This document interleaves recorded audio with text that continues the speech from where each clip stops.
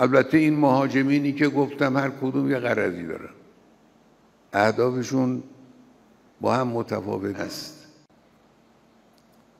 بعضی ها از شمال سوریه یا جنوب سوریه دنبال تصرف سرزمینند، بعضی ها آمریکا به دنبال این است که جابهای خودش رو در منطقه محکم کنه، اهدافشون اینهاست